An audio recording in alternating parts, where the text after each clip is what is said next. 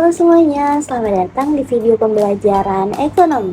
Pada kesempatan kali ini kita akan membahas salah satu konsep yang sangat penting dalam teori ekonomi mikro, yaitu pasar persaingan sempurna. Materi ini sangat fundamental karena menjadi model ideal bagi para ekonom dalam memahami bagaimana harga dan output terbentuk secara efisien dalam pasar persaingan. Saya Alif Almera akan membantu Anda untuk memahami bagaimana definisi, ciri-ciri, bagaimana cara melakukan penentuan harga, kelebihan dan keterbatasan dari pasar persaingan sempurna. Secara sederhana, pasar persaingan sempurna ialah struktur pasar yang terdapat banyak pembeli dan penjual di mana tidak ada satu pihak pun yang dapat memengaruhi dan mengatur harga pada pasar. Semua pelaku pasar hanya bisa menerima harga yang sudah terbentuk pada interaksi permintaan dan penawaran dalam pasar.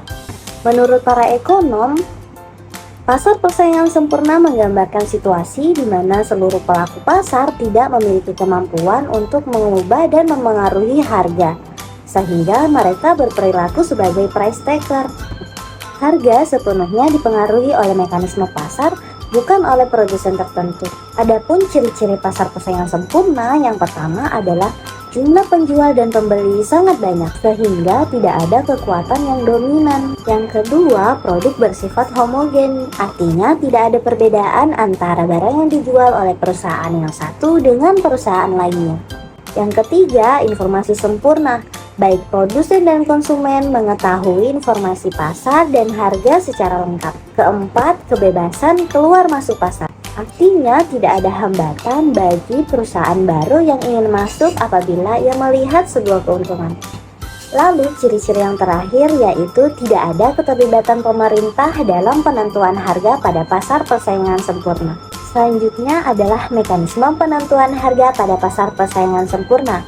Mekanisme penentuan harga pada pasar persaingan sempurna itu terbentuk dari titik pertemuan antara permintaan dan penawaran total. Perusahaan dalam pasar ini tidak dapat mengatur harga dan hanya bisa mengatur jumlah produksi dalam perusahaannya sendiri. Output optimal tercapai apabila biaya marginal sama dengan harga.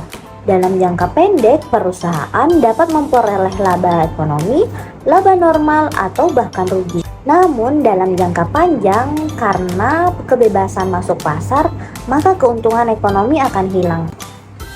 Akhirnya, seluruh perusahaan yang tergabung dalam pasar persaingan sempurna hanya akan mendapatkan laba normal.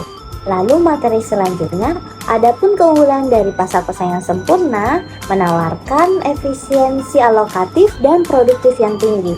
Namun pasar seperti ini sangat jarang ditemukan di dunia nyata, karena di dunia nyata melibatkan diferensiasi produk, hambatan masuk, dan informasi yang tidak sempurna.